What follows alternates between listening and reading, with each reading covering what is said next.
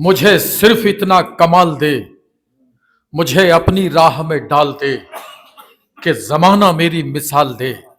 तेरी रहमतों का नुजूल हो, मुझे मेहनतों का सिला मिले। मुझे मालो जर की हवस नहीं, मुझे बस तू रिज़्क़ हलाल दे, मुझे बस तू रिज़्क़ हलाल दे। हजरत मोहतरम, सबसे कबल आज की मुशारक कन्वीनर मोहतरमा सकीना परवीन साहिबा और हिंदुस्तान का वो अजीम फनकार जिसको आप और हम जनाब शकील बरेलवी के नाम से जानते हैं, को कन्वीनर, मैं इन हजरात का इस्तकबाल करता हूं दिल की गहराइयों से, इसलिए कि दिन रात की मेहनत, लगन और काविशों के बाद किसी मुशायरे का इनकाद किया जाता है। आप तमाम हजरात इन दोनों हजरात के लिए जोरदार तालियां बजाएं ताकि उनका वो इसी तरह से प्रोग्राम सजाते रहें। इसी तरह से देखिए, मैं एक बात कहा करता हूं कि शायरी में कोई मकाम बना लेना या बड़ा शेर कहना कोई बड़ी बात नहीं है, लेकिन बड़ा शेर कहने के बाद, शायरी में बड़ा मकाम बनाने के बाद अगर किसी ने अपने किरदार और मयार को बचाए रखा, अखलाक हसना की दौलत को तकसीम करता रहा, ये बड़ी बात है। और ये तमाम खूबियाँ जिस शख्सियत के अंदर मौजूद है वो आज के मुशायरे के सरपरस्त आली जनाब सलीम काशिफ साहब, मैं चाहता हूं कि आप जोरदार तालियों से उनका भी इस्तकबाल करें। हजरात मोहतरम, गुफ्तगू में बसीरतों को तकसीम करने वाली शख्सियत यानी आज के मुशायरे के हमारे मेहमान खुसूसी आली जनाब हाजी सलीम साहब का भी मैं चाहता हूं कि आप जोरदार तालियों से इस्तकबाल करें। हजरात मोहतरम, इस मुशायरे की दो खास बातें हैं। एक बात तो यह है कि आज जिस शख्सियत का इंतखाब इसकी सदारत के लिए किया गया है, हालांकि उनके बारे में बहुत कुछ कहा जा सकता है, लेकिन बस मैं यही कहूंगा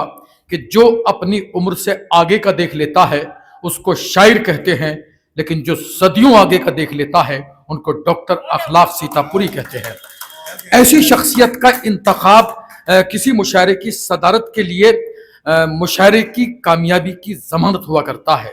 और इसकी एक खास बात यह है कि जिस शख्सियत का आज जश्न मनाया जा रहा है, जिसका जश्न किया जा रहा है, यकीनी तौर पर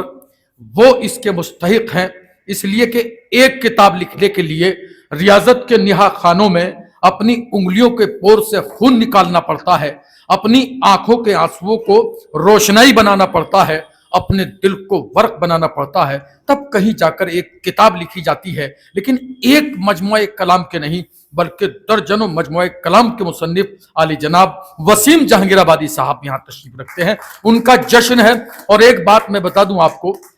कि वसीम जहांगीराबादी इंसानी ज़मीर की आज़ादी के शायर हैं। उनके एहसासात में हमेशा से वो जज्बा रहा है जो मजलूमों की आवाज़ को कुव्वत देता है। वसीम साहब का मौजू जो है वो सिर्फ गजल या नात, हम ये कह दें कि वो सिर्फ नात के शायर हैं, नज्म के शायर हैं, या वो सिर्फ मनकबत के शायर हैं या गजल के शायर हैं, उनके लिए कोई दीवार नहीं बनाई जा सकती। वसीम जहांगीराबादी आज हमारी नातों के, नज्मों के, गजलों के, मनकबत के, गीतों के वो मोतबर तरीन शायर हैं कि उनकी कुर्बत में बैठकर मुब्तदी शुआरा अपने फन को निखारते हैं और उनके मजमुए कलाम का मुताला करके आज हजारों फर्जंदाने उर्दू अपनी इल्मी प्यास बुझा रहे हैं। ये मकाम जनाबे वसीम जहांगीराबादी साहिब का है।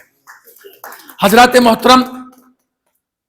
रब्बे कायनात ने जब ये जमीन बनाई, आसमान बनाया, दुनिया की हर चीज बनाई, लेकिन उसने दिन बनाया और रात बनाई। जब उसने रात बनाई तो इंसानों ने रात का मुकाबला करने के लिए चरागों को बना लिया। जब इंसानों ने चराग बनाए तो आसमानों से हवाएं चली। जब आसमानों से हवाएं चली तो फिर इंसानों ने चरागों का हवाओं का दुश्मन मान लिया, हवाओं को चरागों का दुश्मन मान लिया। यहां तक कि उस वक्त से लेके आज तक जितने शुआरा ने चरागों के ताल्लुक से शेर कहे तो मुखालफत के तौर पर हवाओं का जिक्र किया। जैसे कि डॉक्टर मुकर्रम अली अदना मेरठी ने कहा कि एक इज़्तिराब चारों दिशाओं में रख दिया, एक इज़्तिराब चारों दिशाओं में रख दिया, हमने दिया जला के हवाओं में रख दिया, हमने दिया जला के हवाओं में रख दिया।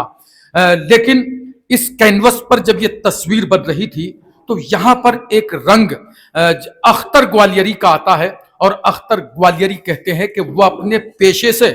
یاروں دغا نہیں کرتی، وہ اپنے پیشے سے